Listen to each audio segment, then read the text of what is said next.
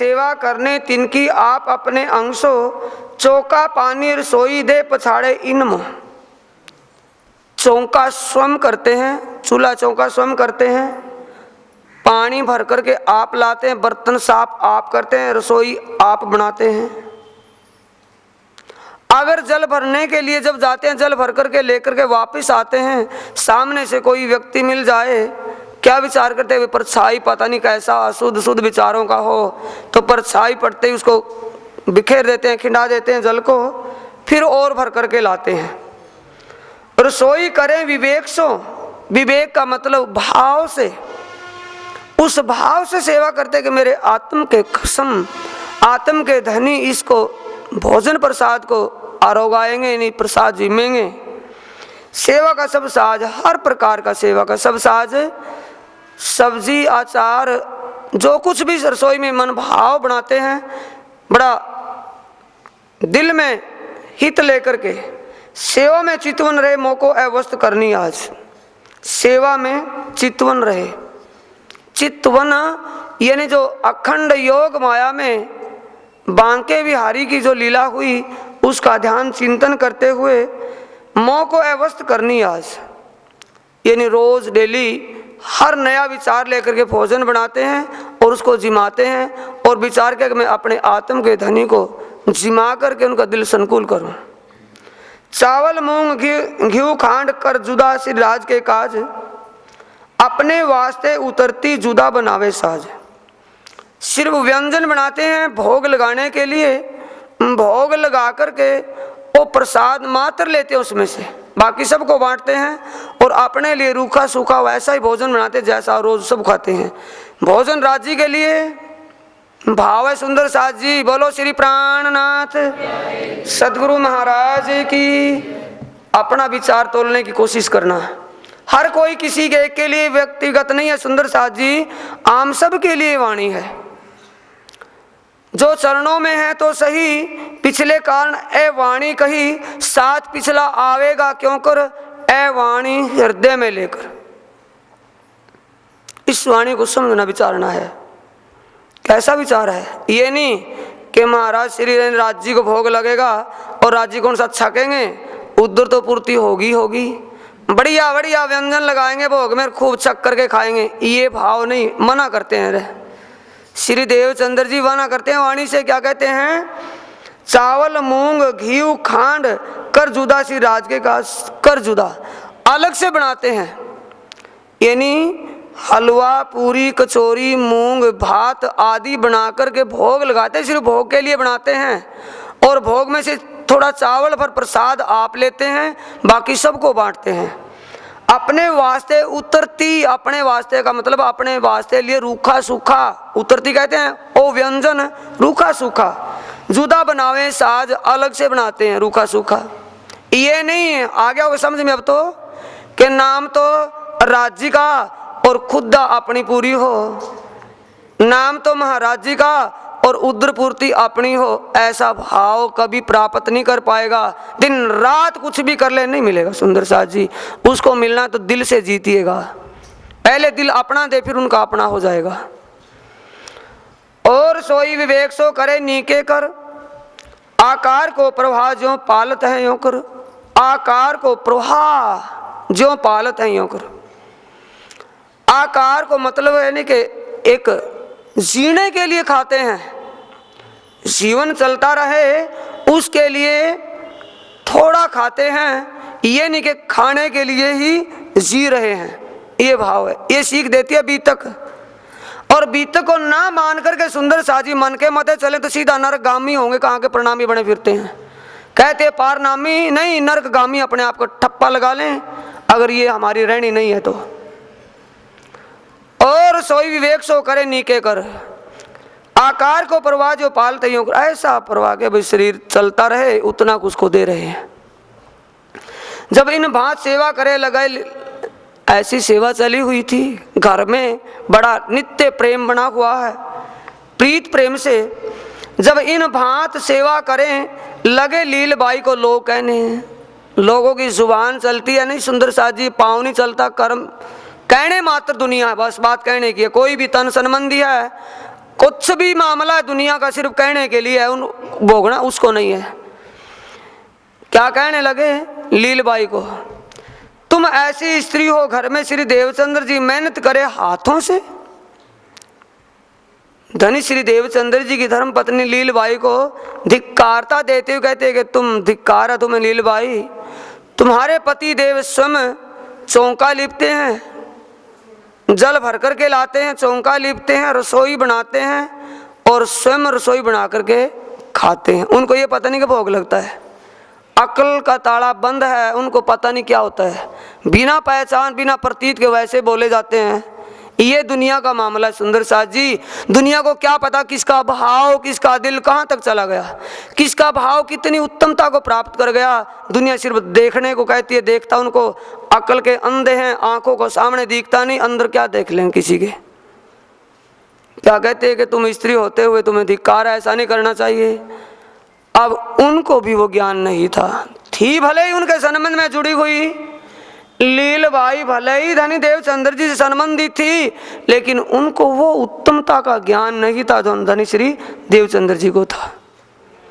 अब देवचंद्र जी विचार करते हैं, लीलबाई विचार करती है, तुम क्यों रसोई ना करो, जल क्यों ना भर ले आओते, तुम जो ये सेवा देवचंद्र जी स्वयं करते उसको अपने आप क्यों नहीं करती, तुम चौका क्यों ना देव चाहिए, तुमको सेवा है, ये सेवा तुम्हें करनी चाहिए, तुम स्वयं क्यों नहीं करती। तब इत लीलबाई ने करी आय के अर्ज। अब अर्ज किन के सामने करती है, धनी श्री देवचंद्र जी के सामने प्रार्थना करती है, पति देव आप जो ये सेवा करते हो क्या मैं ये सेवा नहीं कर सकती। ध्यान दें सुंदर साथ जी, प्रसंग ये नहीं कि भाई जो बातें लिखी चौपाई में पढ़ लिया अर्थ खुल गया हो गया, कुछ नहीं होने वाला, बीत के चलती हैं चलती रहेंगी, लेकिन इसमें मिलेगा तो भाव से मिलेगा, डूबने से मिलेगा, झीलने से मिलेगा।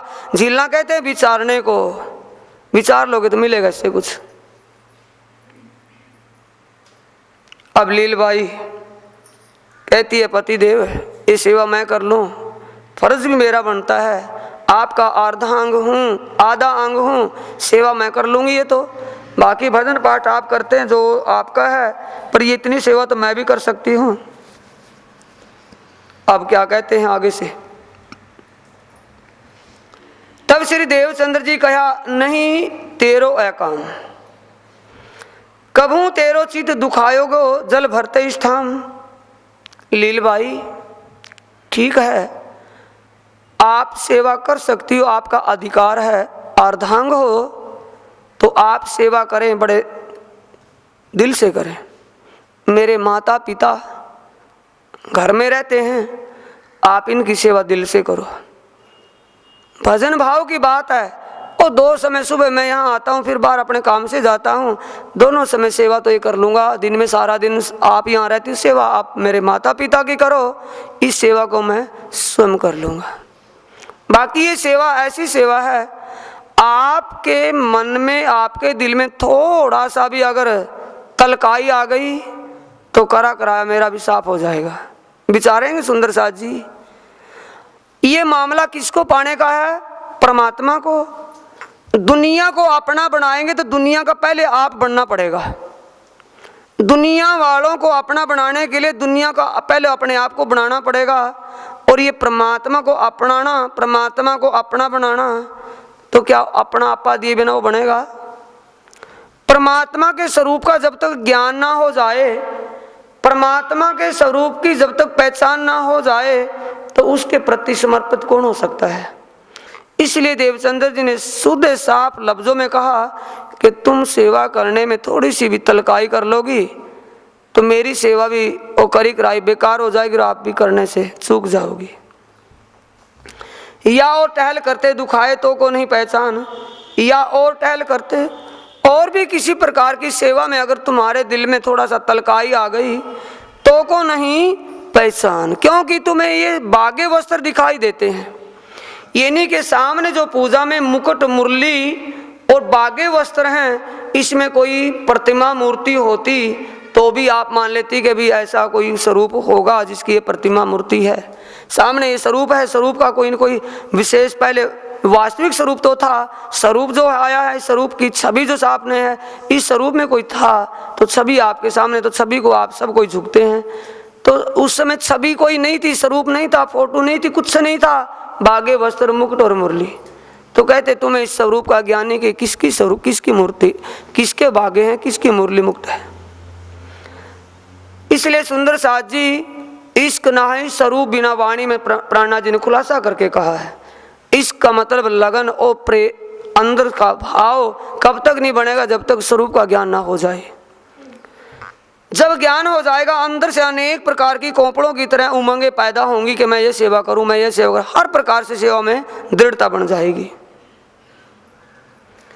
तब सेवा धर्म कहाँ रहे हो ना होए मेरे समान, तुम सेवा नहीं कर पाओगी, इसलिए तुम लीलबाई माता पिता की सेवा करो। मेरे माता पिता आप घर हर वक्त घर में रहते हैं, इनकी सेवा करते रहो। बस सेवा आप ये समझना कि मैंने साक्षात भगवान की सेवा की है।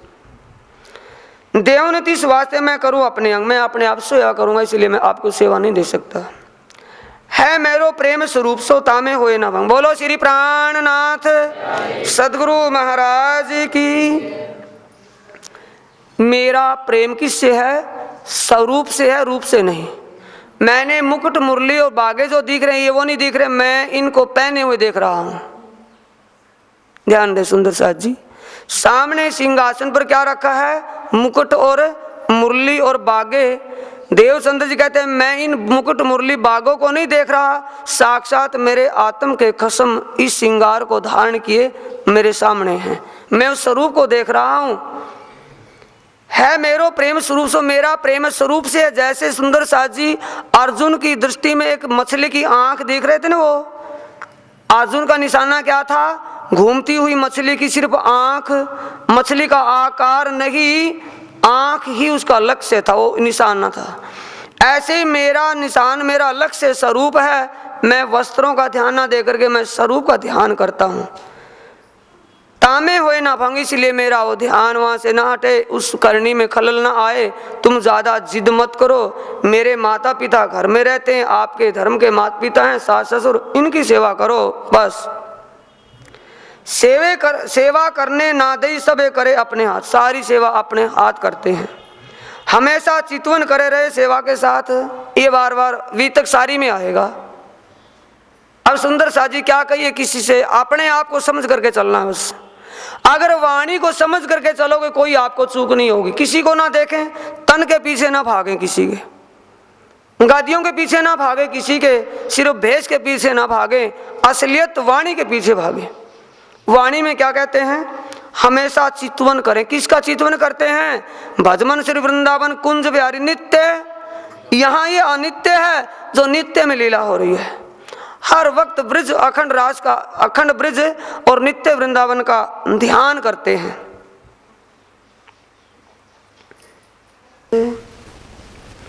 सेवा करने ना दे सब करें अपने हाथ, हमेशा चितवन करे रहें सेवा के साथ। हर पल चितवन ध्यान वहाँ लगाते हैं। बैठे घर में हैं और सुरता कहाँ है? नित्य वृंदावन में। बैठे घर में, सुरता कहाँ? अखंड ब्रज के अंदर। जो हरिदास जी बताते थे, जो उपदेश दिया था, ध्यान और चिंतन को कहा था, वैसा कर रहे हैं। गुरु मूलम मंत्र मूलम गुरु वाक्य है। जो सतगुरु कहते हैं वो मंत्रों का मूल समझ करके इस भाव से सेवा करें। हरिदास जी के कहने के अनुसार इन बात एक दिन हुआ ध्यान में दर्शन, और सुंदर साथ जी ये देवचंद्र जी को अनजाने में किसी ने चितुनी नहीं सिखाई, थोड़ा संकेत ही कहा था अखंड ब्रज और नित्य वृंदावन का, बस।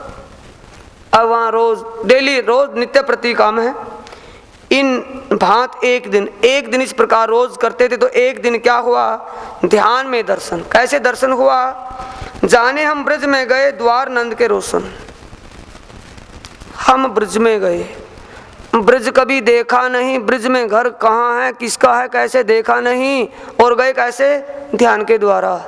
और ध्यान में जाएंगे तो किस स्वरूप में जाएंगे? जिस स्वरूप में ब्रज में रहते हैं। अब गए, अंदर कौन है? श्यामा।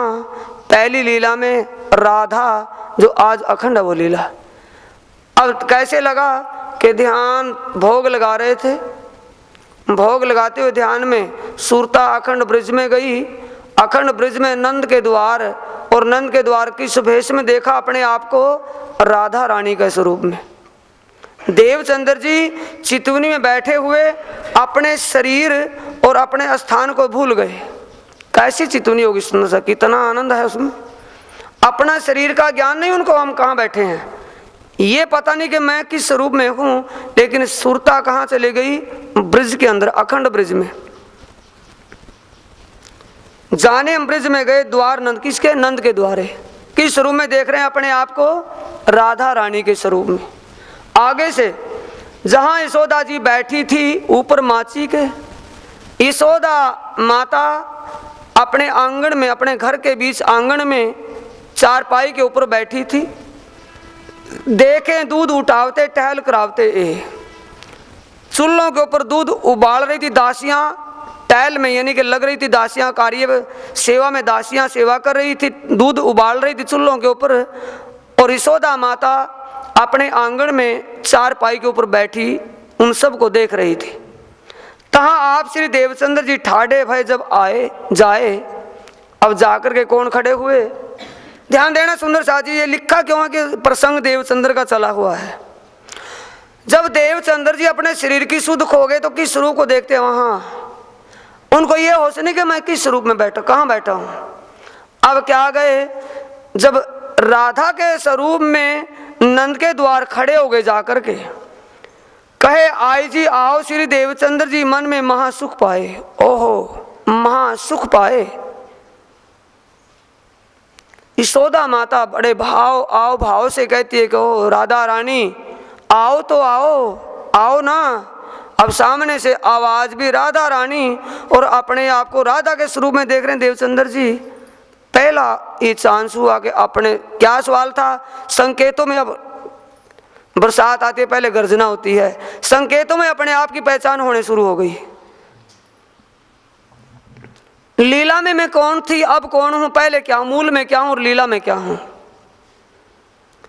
यशोदा जी कहे तुम आरोगो श्री देवचंद्र जी। तो अब कहती कि तुम थोड़ा जलपान तो करो, बैठो, आओ कि ना। तब पूछा श्री देवचंद्र श्री कृष्ण जी कि मुझे कृष्ण से मिलना है। कन्हैया कहाँ है? कन्हैया से मुझे मिलना है, आप उनका कुछ अता पता दो, कहाँ मिलेंगे? है कहाँ श्री कृष्ण जी? मैं करूं दर्शन, मैं उनका दीदार करने के लिए आई हूं, कहाँ है वो? तो उनका कुछ पता दो। कई गए वन में खेलने, कहा मेरा मन कि वो तो वन में खेलने के लिए गए हैं, कि जहां वो है मेरा मन वहां है, मैं उनको मिलने के लिए आई हूं, जहां वो मिलेंगे वहां जाऊंगी।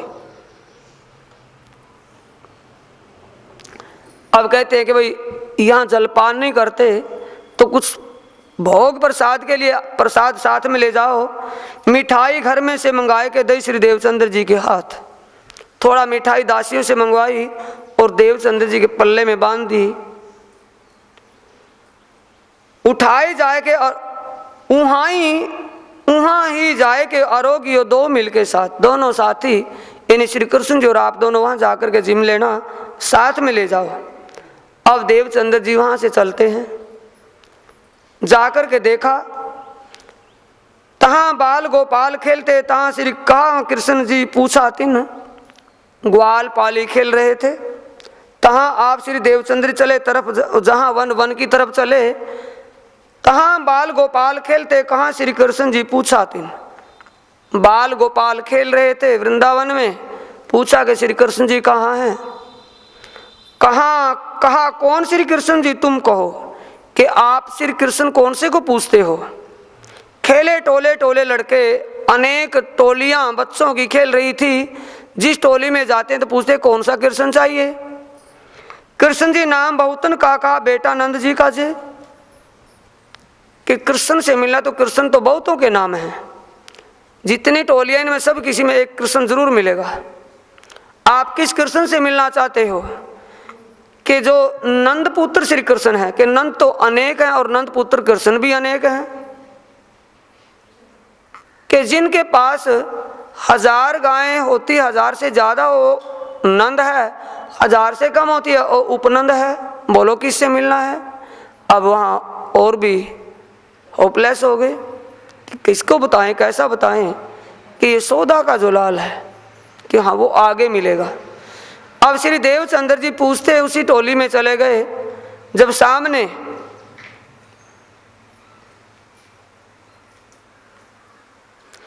बुलाए लिए देवचंद्र जी बैठाए अपने पास, बातें लगे करने मुख मीठे प्रेम लिए खास। ओहो प्रेम लिए खास, बोलो श्री प्राणनाथ सदगुरु महाराज की। अपना अंग स्वरूप मानते हुए कि हो राधा काफी दिनों में दर्शन दिए, कहो तो इतने दिन कैसे रहे और कौन सी बात सामने लगाई। अब इस बात से चूक गए कि जब आप रात को रास्ता भूल गए थे, एक दिन तो तब मिले थे, दूसरी बार आज मिले हो। समझ गए कि ये वही पुरुष, वही स्वरूप था जो दीवान के भेष में मिला था, सिपाही के भेष में। कल का प्रसंग है ना, दीवान के भेष में जो मिला था ये वही है, इनका वास्तविक स्वरूप ये है। वहाँ उस दूसरे स्वरूप से मिले थे, आज यहाँ इस स्वरूप में मिले हैं, ये विचार बना। अब वहाँ बच्चों ने इन समय तो घुंघरी पकाई भोजन मुँह। दोपहर का जो राजभोग था, बच्चे अपने अपने घर से प्रसाद लाए थे, तो घुंघरियों का गेहूं के दानों की जो उबाल करके भिगो करके या भिगोई जाती हैं, वो फूल जाती हैं, बौकली सी बन जाती हैं, ऐसी वो पानी में भिगोई हुई थी। छेड़े दो छटके ले रुमाल, पानी निकालते 300। कपड़े में डाल करके दोनों पल्ले पकड़ कर उनको झटक करके पानी छान रहे थे बच्चे। भोग की तैयारियां हो रही थी। अब भोग लगाने के लिए प्रसाद रखा गया। देवचंद्र जी जो यशोदा माता के द्वारा दी हुई मिठाई थी, उस मिठाई को भी सामने कर दिया। अब श्री कृष्ण जी कहते हैं, कहा श्री कृष्ण जी ऐ बांट देव हमको 2 बांटेगे कि सारा प्रसाद बांट लो और हमें आज 2-2 हिस्से देना, यानी हमारी पत्तल पर 1 ना 2 डबल रखना, क्योंकि हम 2 बैठे हैं ना, 2 डबल रखना। दिए उन लड़कों को इन्हें 2 भाग जो इनके, उनको 2-2 भाग देते रहे और सामा सब के हिस्से दिए 2। जो सामान जो भी सामग्री प्रसाद की थी सब भोजन में 2-2 पीस रखे। श्री देवचंद्र जी आप आरोगे, फिर ध्यान से चौंके सोए। बोलो श्री प्राणनाथ सदगुरु महाराज की। अब श्री देवचंद्र जी जब आरोगने की बारी आती है, श्री कृष्ण जी देवचंद्र जी को इशारा करते कि करो शुरू। श्री देवचंद्र जी अब कृष्ण को कहते कि करो शुरू। शुरू करने में भोजन के लिए जब शुरू कहा गया तो बैठे थे, ध्यान में भोग लगा रहे थे। अब शुरू करेंगे तो नीचे से उठाना पड़ेगा ना खाने के लिए, या आप आ जाएगा। जब नीचे ये ध्यान बैठे थे ध्यान में, और जब हाथ नीचे गया और जमीन पर जाकर के लगा तो देवचंद्र जी का ध्यान टूट गया। कहाँ बैठे थे? ये सिखाती है बीतक साहिब सुंदर साथ जी। वैसे ड्रामा करने लगे कि मेरे को दर्शन हो गए, ऐसे होते हैं दर्शन। शरीर को भूल जाओ, अपने इस माहौल को भूल जाओ, हम कहाँ बैठे हैं। जब जाकर के चित्तवन ध्यान एकाग्रता में बैठेंगे तब लगेगा, और ऐसा लगेगा तो काम आएगा। वैसे ड्रामाबाजी काम नहीं आने का। ऐसी लगन हमें लगेगी कि हमें आज राज्य का साक्षात करना भी, रोज डेली नित्य प्रति ये भाव लेकर के बैठे के चित्तवन में आज राज्य से साक्षात बातें करनी है। आज राज्य का साक्षात करना, तब जाकर के आगे की बातें होंगी। सुंदर साथ जी, एक बार भी अगर साक्षात हो जाए तो आप फिर कहना क्या हुआ है। अब देवचंद्र जी का ध्यान टूट गया, फिर ध्यान से चौंके सोए। ध्यान में चौंके को ये मैं क्या देख रहा था। तब इनका विचार करके तहकीक किया मन में। तब ये यकीन विश्वास लेकर के मन में विचार किया, हमारा खावंद यही है, यानी मेरी आत्म का खसम यही है। भजमन श्री वृंदावन कुंज बिहारी नित्य विलास जाप करते थे और बांके बिहारी का ही ध्यान करते थे। अब दर्शन किसका हुआ? बांके बिहारी का, किसी और का? उसी स्वरूप का दर्शन हो रहा। तो विचार पक्का कर लिया, यकीन आ गया, विश्वास हो गया कि मेरी आत्म के खसम यही स्वरूप है।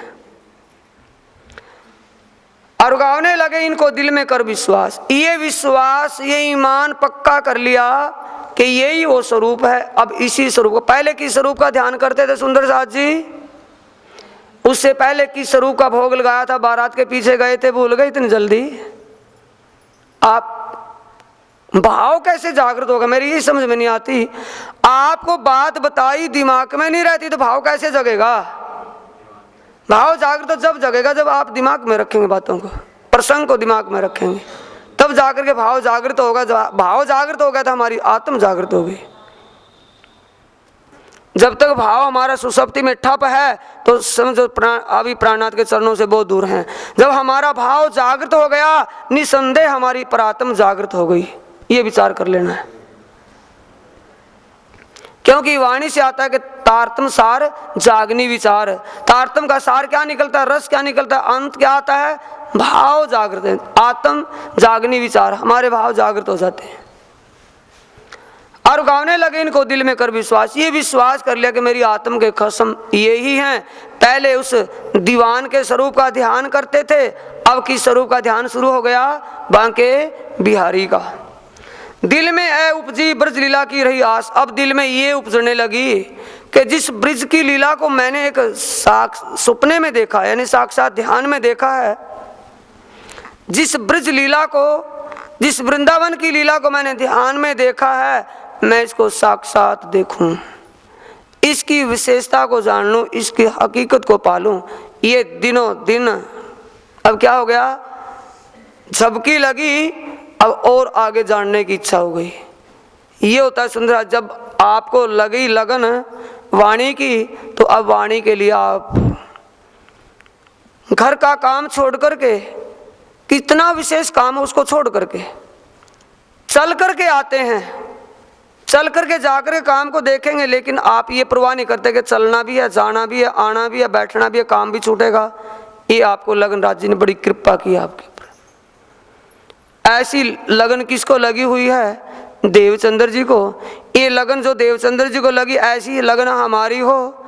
चितवन करें, ध्यान में बैठें, एकाग्रता में खो जाएं, ध्यान में राज्य के उस श्रृंगार शोभा को सामने, उस छवि को लेकर के बैठें, उस स्वरूप के साथ साक्षात बातें हों, ऐसा विचार लेकर के बैठें, तब आगे की बात बनेगी।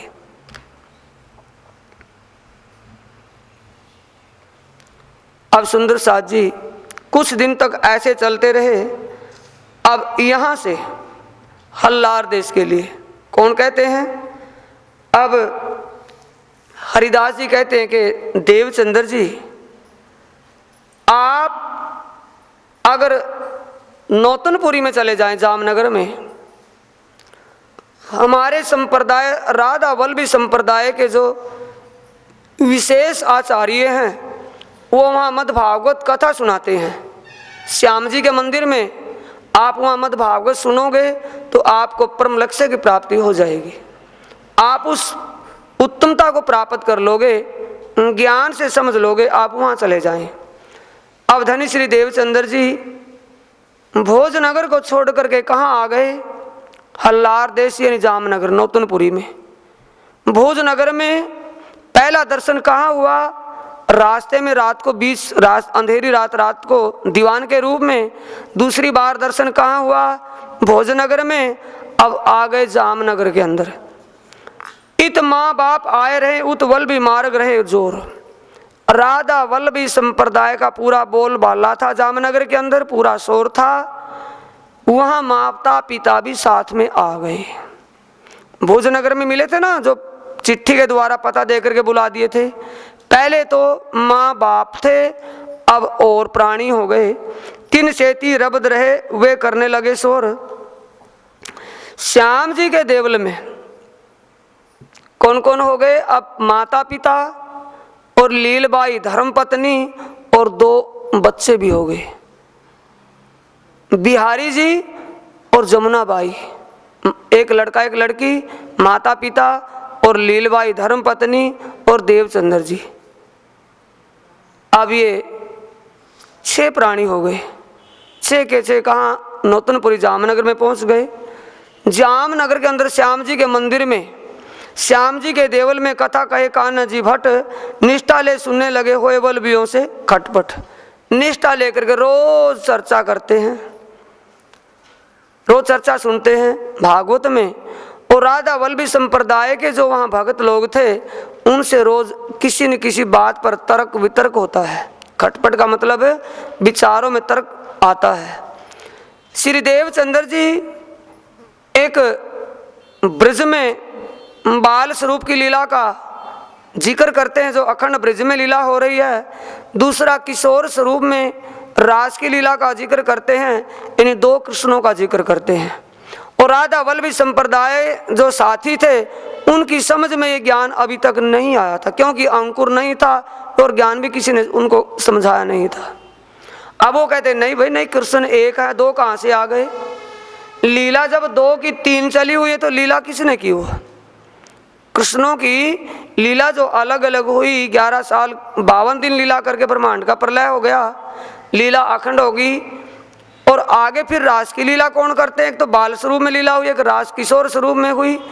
अब दोनों स्वरूपों को लीलाओं को जब कहते हैं तो आपस में खटपट होने लगी। जल पान को तब करे जब आहार देवे आत्म। भागवत में एक प्रसंग में सुन लिया था कि जितना इस तन को तन की खुराक देना जरूरी है, उससे ज़्यादा जरूरी इस तन में बैठी आत्म को खुराक, आत्म खुराक देना जरूरी है। ये विचार सुन लिया तो देवचंद्र जी ने उसी बात को पल्ले में बांध लिया। सुंदर सा जी देवचंद्र को सुन रहे हो, किसी आम को नहीं। धनी श्री देवचंद्र जी के तन में ही इश्क मिला और किसी के पास वो इश्क नहीं था। यानी एक श्यामा जी के अंतस्करण, श्यामा जी के दिल में इश्क आशिक का खिताब एक श्यामा जी को मिला, जिसने 40 साल तड़प करके अपने पिया को पाया। 40 साल तड़पते तड़पते धनी को प्राप्त किया। अब क्या विचार किया कि जैसे भागवत में लिखा और सुना है वैसा ही मैं करूं, वही नियम कर लिया। पहले भागवत सुनते हैं, फिर बाद में अपना प्रसाद जीमते हैं। अब ऐसा करते करते काफ़ी दिन हो गए। बीच में 2 पखवाड़ों में एकादशी द्वादशी आती हैं, कृष्ण पक्ष और शुक्ल पक्ष में। एकादशी के दिन भागवत बचती है, कथा होती है, तो देवचंद्र जी सुन करके प्रसाद जीमते हैं। बाकी राधा वल्लभी संप्रदाय के जितने साथी हैं सब निर्जल भूखे रहते हैं। द्वादशी के दिन भागवत कथा नहीं चलती, भंडारा होता है। भंडारे का प्रसाद सब कोई जीमते हैं। और देवचंद्र जी का नियम क्या है? व्रत, इसे कहते हैं व्रत। भूखा मरना नहीं, व्रत का मतलब एक सिद्धांत, नियम, दिनचर्या। देवचंद्र जी की दिनचर्या क्या है कि अभी भागवत कथा सुनकर के ज्ञान, आत्म की खुराक आत्म को दे करके, तन की खुराक बाद में। अब द्वादशी के दिन ज्ञान चर्चा नहीं होती, आत्म की खुराक मिलती नहीं, तो तन की खुराक भी वो नहीं देते।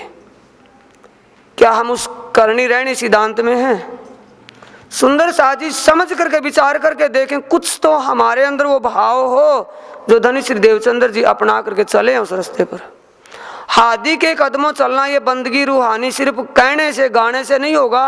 हादी के कदमों पर कदम रखना, हादी के कदमों में कदम चलना, ये विचारों से है, रहनी से है। विचार हमारे वहाँ हो तो पता चलेगा कि रहनी और करनी क्या है। अब ये नियम था, अब वो ढूंढना चाहते थे क्या? जो कभी 1-2 श्लोक आगे बाँचे हुए थे न, तो फिर पुस्तक मंगाए के वे ही सुने वचन। देवचंद्र जी के पहुंचने से पहले कभी कभार अगर वो भट्ट जी आचार्य कान्हा जी 1-2 श्लोक भागवत का कह देते थे, देवचंद्र जी उनको कथा के बाद दोबारा बैठ करके सुनते थे। कभी कभार ज्यादा बोल देते थे तो देवचंद्र जी उस कान्हा जी भट्ट के घर जाकर के कथा सुनते थे। ऐसा लगाव देवचंद्र जी को लगा हुआ था। उन साथियों ने दुविधा दिल में अवगुण ढूंढे, गुण अंशों न लगावे, भूला फिरे भरम में अंधा, अंग में आग धकावे। भाई कोई किसी के अवगुण ढूंढेगा उसको मिलेगा क्या? अवगुण ही देखेगा। अब उनको अवगुण क्या मिल गया कि भाई ये देवचंद्र जी जब यहाँ आते हैं तब तो ये भागवत सुनाते हैं। जब तक देवचंद्र जी नहीं आते तब तक भागवत नहीं सुनाते। इसका मतलब देवचंद्र जी से कोई लेन देन ज़्यादा है। यानी श्री देवचंद्र जी ने इनको कुछ रिश्वतखोरी दी हुई है या इनका कोई शारीरिक रिश्ता संबंध है जिससे देवचंद्र जी का ज़्यादा लाड यानी लगाव करते हैं। अब सुंदर साथ जी आंखें बाहर का देखने वाली है, अंदर का बाहर का देखने वाली आंखों से तो देखा, उनका क्या अर्थ निकाल लिया कि देवचंद्र जी से लगाओ या तो इनका कोई रिश्तेदारी है या इनसे कुछ लेन देन पैसा दिल्ली का है, इसीलिए इनकी ज़्यादा बात रखते हैं। और वो किस लिए रखते थे कि देवचंद्र जी इतना लगाव से सुनते थे कि हर बात की गहराई तक पहुंचते थे। अब बाहर की बातों से उन्होंने खड़ा कर दी बात का बतंगड़ बना करके कि आप उनसे क्या लेन देन करते हो।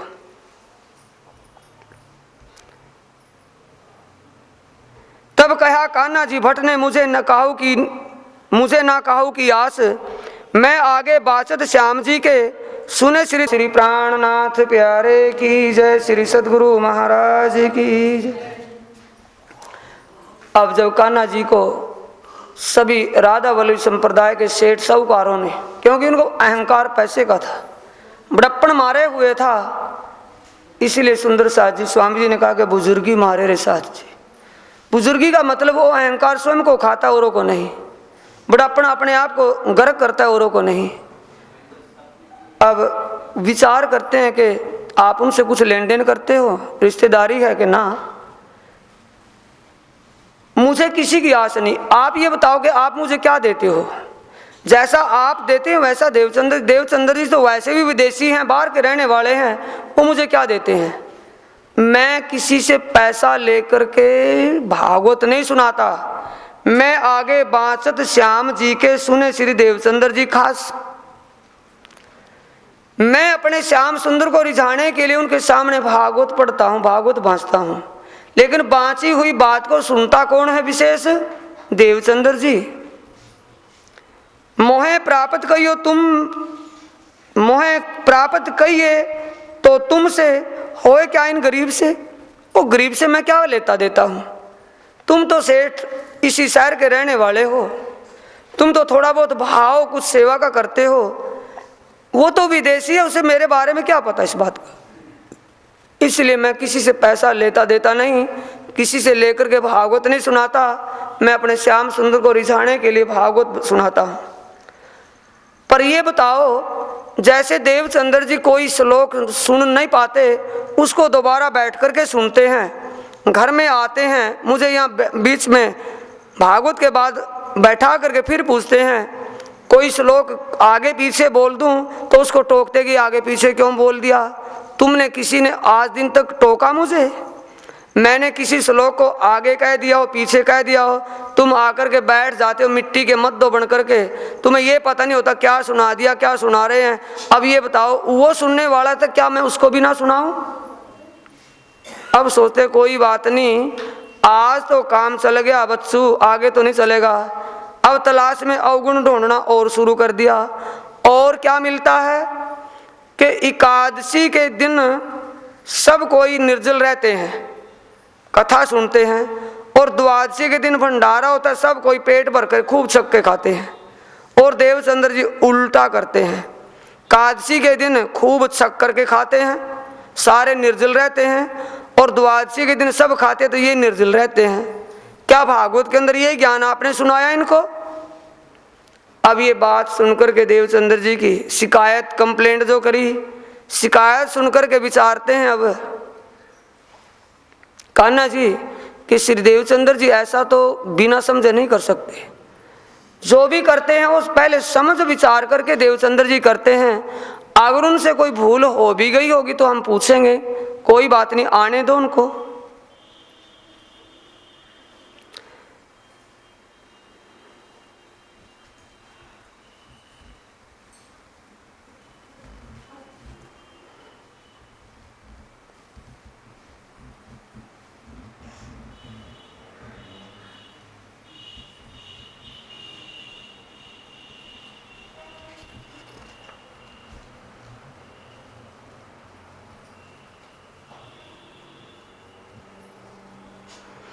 यों करते श्री देवचंद्र जी आए विराजे सभा में, कान्हा जी भट्टे पूछिया यों श्री देवचंद्र जी से।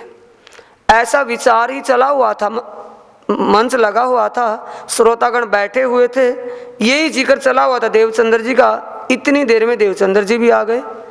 देवचंद्र जी जब अपने स्थान पर बैठने लगे, प्रणाम करके देवचंद्र जी को कान्हा जी अपने पास बुला लेते हैं। कान्हा जी भट्टे पूछा यूं श्री देवचंद्र जी पूछा, कर्त वार्ष को उपवास, एकादशी को कर्त आहार, ये उल्टा क्यों हो रहा है? आप उपवास द्वादशी को करते हो, सारे उपवास करते हैं, एकादशी को व्रत नहीं। भेद समझ में आ गया सुंदर साथ जी? उपवास और व्रत में अंतर है या एक ही है? उपवास और व्रत में भेद है या एक ही चीज है? उपवास का मतलब पेट से भूखा रहना, और व्रत का मतलब कोई प्रतिज्ञा कर लेना, नियम बना लेना, सिद्धांत दिनचर्या में बन जाना। व्रत क्या किया था कि भी जैसा भागवत के अंदर लिखा हुआ है, आत्म कल्याण के लिए आत्म खुराक देना जरूरी, तो पहले आत्म खुराक देना, तन की खुराक बाद में। उनको क्या लगा, वो जारी दृष्टों से भाई सामने देख करके भी झूठा देख रहे हैं, प्रत्यक्ष में उनको सच झूठ लग रहा है, क्योंकि बाहर की दृष्टि है, अकल का ताला बंद है उनका। क्या कहते हैं देवचंद्र जी? कहते हैं मैंने तो जो भागवत में आपने सुनाया मैं तो वो करता हूँ। एकादशी को भागवत चलाते हो, तुम कथा सुनाते हो, मैं सुन करके भागवत आत्म खुराक दे करके आत्म तन की खुराक बाद में देता हूँ, और द्वादशी के दिन बीतक यानी कथा नहीं सुनाते तब मैं भी भोजन नहीं लेता। ये मेरा अपना नियम है। अब ये उनका सिद्धांत दिनचर्या देख करके सारे के सारे हक्के बक्के रह गए, भाई इनका जवाब कौन दे। तब कान्हा जी भट्ट ने इन भांत दिया उत्तर, जब वे करे सो समझ के, फिर कुछ के देऊं खबर, फिर पूछ के देऊं खबर।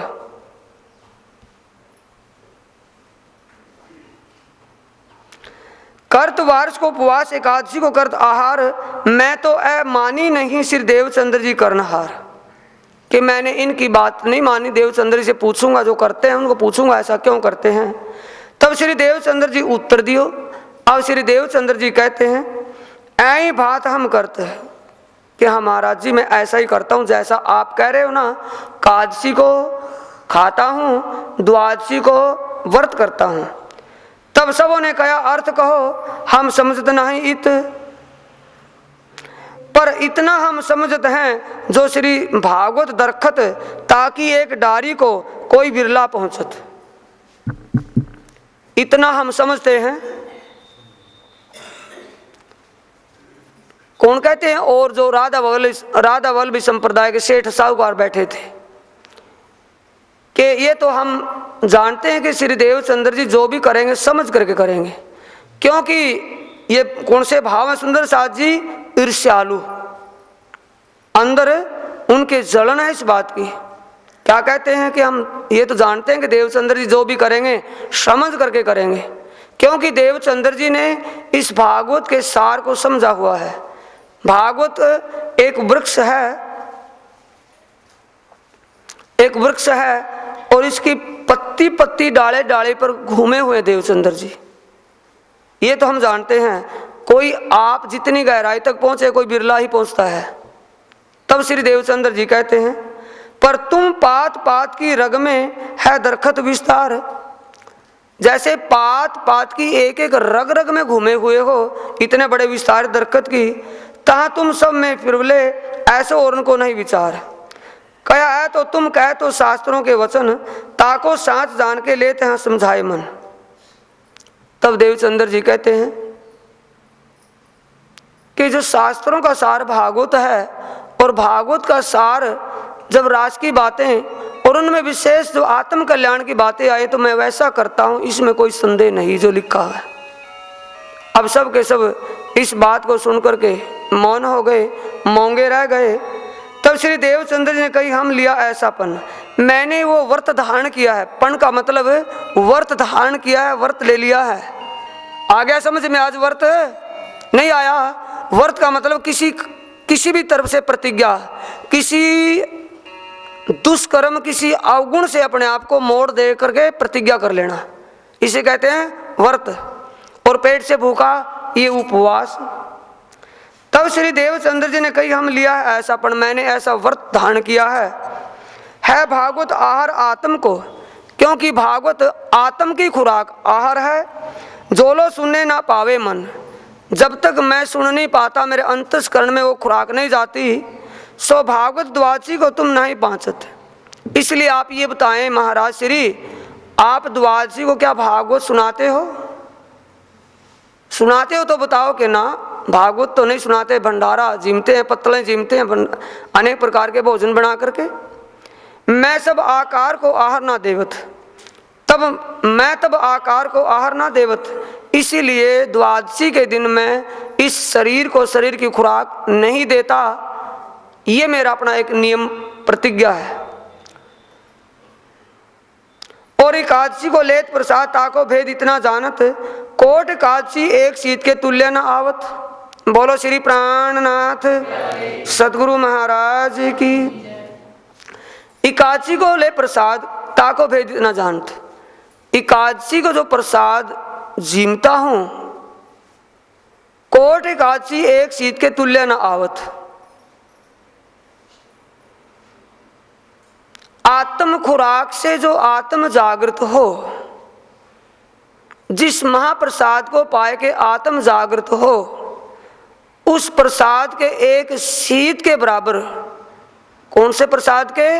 महाप्रसाद के एक शीत के बराबर करोड़ों एकादशी बरती रह लें, वो भी नहीं आती। अब इसको बड़े अच्छी तरह खुलासा समझे सुंदर साथ जी, विस्तार से। एकादशी बरती रहने से स्वर्ग की प्राप्ति होती है। एकादशी का कोई भी नियम स्वयं बरतने से जीव को स्वर्ग मिल जाएगा, लेकिन स्वर्ग में सुख लेकर के दोबारा फिर जन्म लेना पड़ेगा। जन्म लेंगे तो फिर कर्म करना पड़ेगा, और कर्म करेंगे तो उसको फिर भोगना पड़ेगा। इसलिए कर्म बंधन नहीं छूटता। और उस महाप्रसाद को पाए के, यानी आत्म खुराक पाए के, आत्म को अपने खसम की जो पहचान होती हो, उसके बराबर वो एकादशी भरती कुछ नहीं बल्लड़ रखती। कोट एकादशी एक शीत के तुल्य न आवत। किसके लिए? श्री पार ब्रह्म लीला रस का यह जो ग्रंथ श्री भागवत, क्योंकि श्री भागवत के अंदर जो 10वां स्कंद है, और 10वें स्कंद में 90 अध्याय, और 90 अध्याय में जो शुरू के 36 अध्याय, 30 अध्याय ब्रज बाल लीला के और 5 अध्याय रास लीला के, जिस 10वें स्कंद में उस पारब्रह्म पुरुषोत्तम की लीला से उस पारब्रह्म पुरुषोत्तम उत्तम पुरुष की पहचान होती हो, ऐसे ज्ञान से हमें जन्म मरण छूट जाए तो उस प्रसाद कादशी से क्या मिलेगा? तिनको सुन के स्वर्ग का ऐसा साधन करती है। सारा कादशी का तो स्वर्ग का साधन है। तब कान जी भट्टे कहा देव इनका उत्तर, यानी तुम एक जाहिर रूप में कादशी के चक्कर में बंधे, कादशी कर्म में बंधे हुए हो, और ये पारब्रह्म परमात्मा पुरुषोत्तम को पाने लिए ऐसी कादशियों के व्रत रख करके, कादशी के उदापन करके हम परमात्मा की पहचान नहीं कर सकते। और उत्तम ज्ञान जो भागवत के अंदर 10वें स्कंद में छुपा हुआ है, उस उत्तम ज्ञान को प्राप्त करके, उस ज्ञान के द्वारा उस पारब्रह्म पुरुषोत्तम की लीला को समझ करके, जिसमें अखंड ब्रिज और नित्य वृंदावन का जिक्र आता है। अखंड ब्रिज कहाँ है, नित्य वृंद कहाँ है, और नित्य वृंदावन में लीला किसने की है, ये उस लीला को करने वाला कौन है। जब ये कौन और किसने की बात पर आएगा तो अकल का ताला भी खुल जाएगा, हमें पुरुषोत्तम परमात्मा का ज्ञान हो जाएगा। और उस परमात्मा के ज्ञान के लिए कहते हैं तमें विदित्वाति मृत्यु में ती नान्या पंथा वित्ते अन्नाए। यजुर्वेद के 31वें अध्याय के 18वें मंत्र में कहा है कि इस परमात्मा के स्वरूप को जाने बिना मौत से छूटने का, यानी मौत और जन्म से बचने का कोई तरीका और दूसरा मार्ग नहीं है। अब एकादशी व्रती करोड़ों भी रह लो, कुछ भी कर लो, अनेकों, वो जन्म मरण नहीं छुटा सकती। उस पारब्रह्म परमात्मा का ज्ञान और ध्यान दुनिया को अखंड मुक्ति देगा। तब कान्हा जी भट्टे कहा देव इनका उत्तर। अब कान्हा जी भट्ट कहते कि भाई अब इनका जवाब दो, जिस बात के लिए तुम एक बतंगड़ बनाए हुए थे देवचंद्र जी ने जो कहा, इसका जवाब आप अब दो, क्या कहते हो आपका विचार से।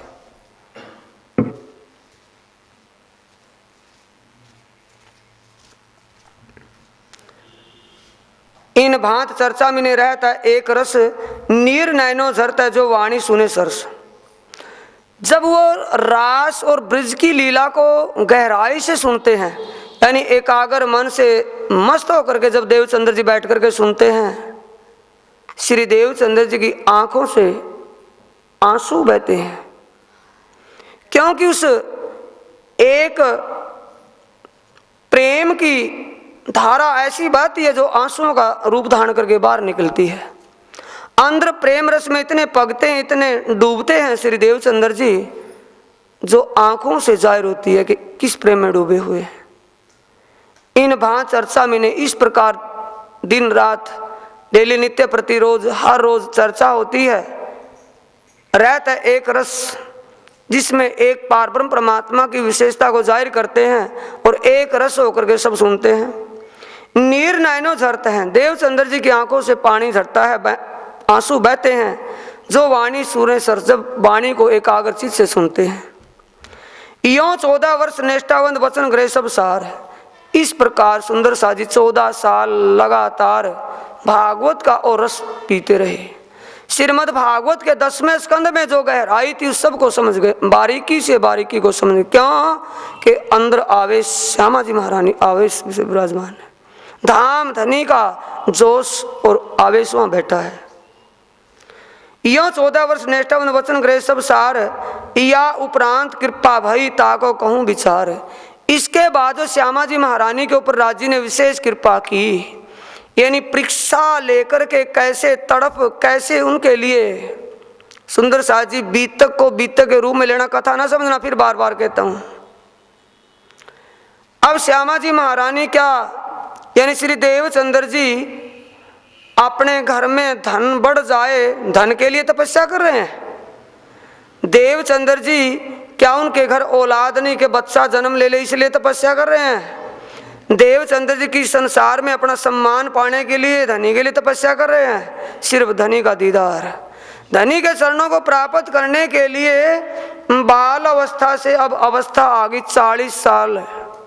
40 साल जो ब्रह में तड़प करके धनी को प्राप्त किया, क्या उसको आशिका हो गया मासूक? जिसने 40 साल तड़प करके अपने महबूब को पाया, अपने धनी को पाया, उसको आशिक का दर्जा देंगे धनी या नहीं देंगे?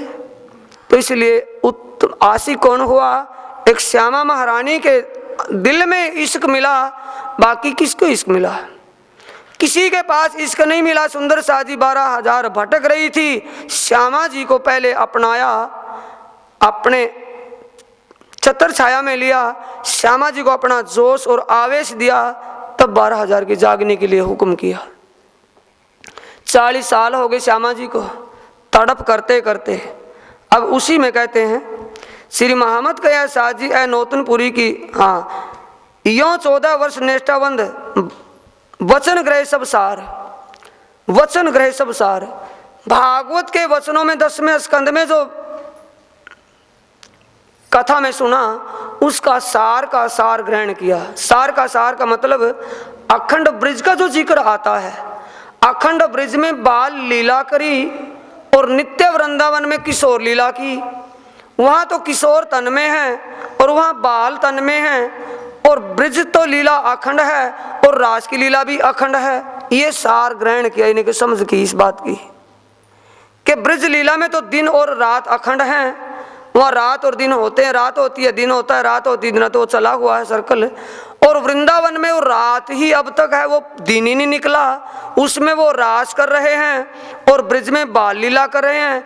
तो दो तनों की लीला है या एक ही तन में स्वरूप आवेश कैसी कैसी लीला है, इस गहराई को, इस विचार को और भी विचारने लगे, गहराई में डूब गए देवचंद्र जी।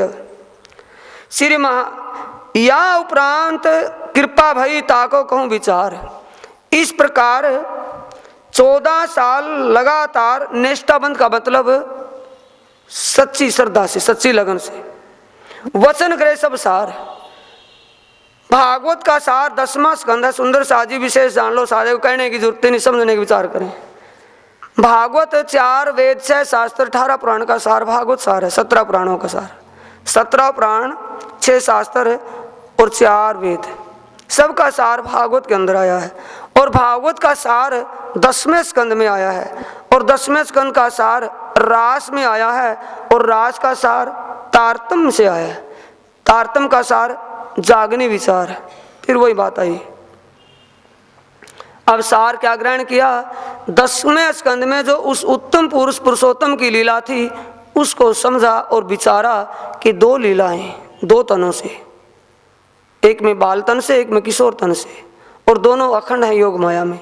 ये लीला अखंड किसकी है, इसको विचारा। श्री महामती कहा साजी है नौतनपुरी की हकीकत। यह नौतनपुरी जामनगर की विशेषता को जाहिर किया है।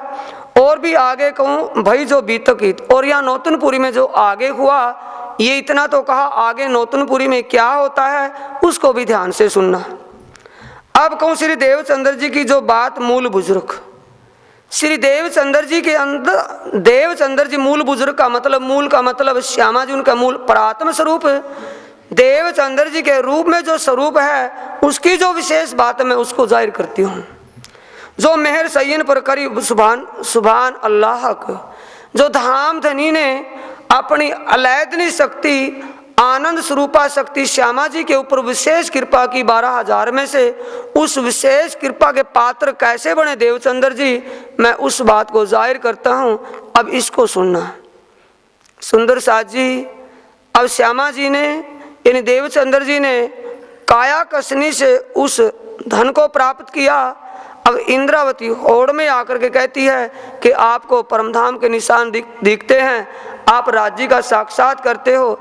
ये बातें कैसे प्राप्त हुई उसको कहते हैं मूल बुजुर्ग। बोलो श्री प्राणनाथ सतगुरु महाराज की। 14 वर्ष निष्ठावन सुनियो श्री भागवत, आवेश लीला भई सब नजरों आया। तब सब जो सुना था, भागवत के अंदर अखंड ब्रज का भी जिक्र आता है, नित्य वृंदावन का भी जिक्र आता है, बाल स्वरूप और किशोर की लीला भी दोनों आती हैं। जो सुनी थी सिर्फ कान्हा जी से और समझ से परे की बातें थी। आवेश लीला भाई जब साक्षात राजी प्रकट हुए, अपना आवेश लेकर के जाहिर हुए, सब नजरों आया, तब साक्षात उस अखंड ब्रज का दीदार हो गया, साक्षात वृंदावन का भी साक्षात दीदार हो गया। और परमधाम मूल में अपनी सुरता जब गई, किनकी? श्यामा जी महारानी देवचंद्र जी। कछु कसनी भई आकार को इन समय स्थोर। यहाँ इस प्राप्ति के लिए, इस लक्ष्य को प्राप्त करने में बड़ी कसौटी आई। आखिरी परीक्षा थी शरीर पर कसौटी की। जब सुंदर साजी परीक्षा किसकी होगी? जो चल करके चलेगा। रुकावट किसको होगी? जो चल करके गया होगा। परीक्षाएं किन की होंगी? जो एडमिशन ले लिया होगा, जिन्होंने उस असलियत की तरफ कदम रख लिया होगा, उसी की परख होगी। सुंदर साजी बाकी नहीं हो सकती। क्या होगा किसकी जो एडमिशन ना लिया तो क्या बोलेगा वो? क्या पेपर में देगा? पेपर क्या लिखेगा? कसौटी क्या कसनी कसी? कछु कसनी भई आकार को इन समय स्थोर। यहाँ क्या कसौटी हुई? पर नजरों कछु ना आइया, दज्जाल लड़ने लगा जोर। जाहिर में किसी को कुछ दिखाई नहीं दिया, लेकिन दज्जाल कलयुग ने विशेष करके दबाव दिया। बुखार आने लगा, थोड़ा सा झपका बना, यहाँ जोर आने लगा। एक लंघन भई दोए लंघन। बुखार आते सबसे पहले भूख खत्म हो जाती है। झपका बना, बुखार हो गया, एक दिन खाना बंद हुआ, 2 दिन खाना बंद हुआ, स्वर्णा भंगना करे, कान बांध के सुनने जाए सोए। सुनना बंद नहीं होता, डेली रोज सुनने के लिए जाते हैं, लेकिन भूख इतनी, ज्वर इतना हुआ कि कई दिन 22 दिन लग्न हो गए, 3, 4, 5 भाई ज्वर ना छूटे। तब यों करते 10-12 लो लांघन भाई जोर, 10-12 दिन हो गए। ए भागवत सुनत का कछु ना छूटे ठोर। सुंदर साथ जी भागवत सुनने डेली जाते हैं, खाना पीना छूट गया तो छूट गया। अब उनके लिए बोलो श्री प्राणनाथ प्यारे की, श्री सतगुरु महाराज की जय।